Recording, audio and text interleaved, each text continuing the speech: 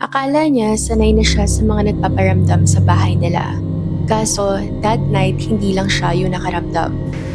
According to our anonymous sender, bata pa lang daw siya, bukas na yung third eye niya. Nakakakita raw siya ng mga entities. And while some people say na blessing daw yun, for her, hindi. Kasi most of the time, siya lang yung nakakakita and siya lang yung nakakaramdam.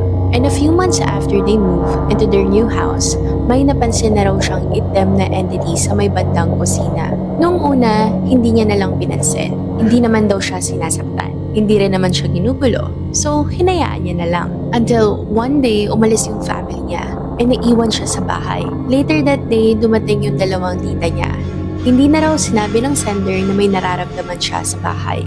Kasi ayaw niya silang takutin. That night, yung sender yung nasa kwarto. Kasama yung isa niyang tita.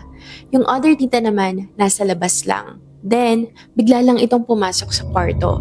Nagmamadali. Halatang may nakita, pero hindi niya raw kinuwento. Kinabukasan, doon niya sinabi kung bakit. May nakita raw siyang nakatayo sa isang kwarto malapit sa kitchen. Bukas daw yung pinto, kaya kitang-kita niya. At noon tinitingnan niya, bigla raw itong naglakad.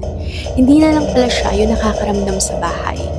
May ibang nakakakita na rin. Pero dahil hindi naman araw-araw nagpaparamdam, sinubukan niya pa rin itong baliwalain. After that previous encounter and very recently lang, may mga gamit na dinala sa bahay nila dahil nagpapahanap daw ng malilipatan yung lola niya. And after that, mas naging active raw yung presence sa bahay. One afternoon, mag-isa siya sa kwarto niya. Around 3 p.m., nakahiga lang siya habang nanonood sa phone. Sarado yung pinto ng kwarto niya. Then, habang nakahiga siya, biglang bumukas yung pinto. Nainis pa siya at first kasi akala niya kapatid niya lang. But according to her, mahirap buksan yung door na yon. Hindi siya basta-basta bumubukas on its own kasi masikip yung gilid. Kailangan talaga ng force para mabuksan. Tapos, pagtingin niya sa labas, walang tao. So, sinara niya ulit yung pinto at bumalik sa kama. Pero, after a while, bumukas na naman. At dahil naiinis na siya, lumabas na lang muna siya ng kwarto.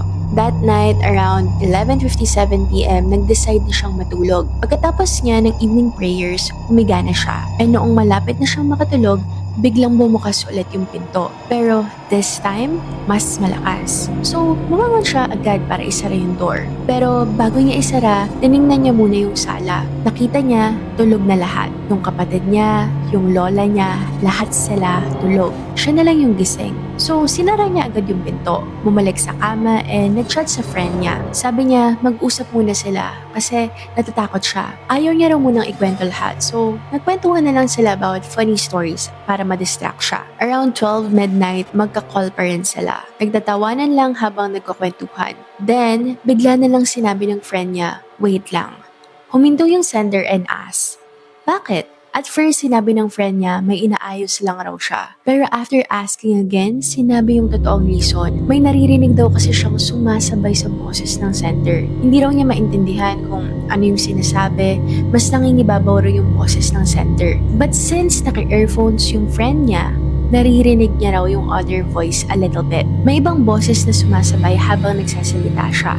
After that, hindi na raw nakatulog si sender. Kinuwento niya sa family niya kinabukasan. But hindi raw sila naniwala. And hanggang ngayon, hindi pa rin nila alam kung ano yung naririnig ng friend niya that night. Kasi sabi niya, mag-isa lang siya sa kwarto. Sarado yung pinto, tulog na lahat. Pero sa kabilang line, may ibang boses na sumasagot kasama niya.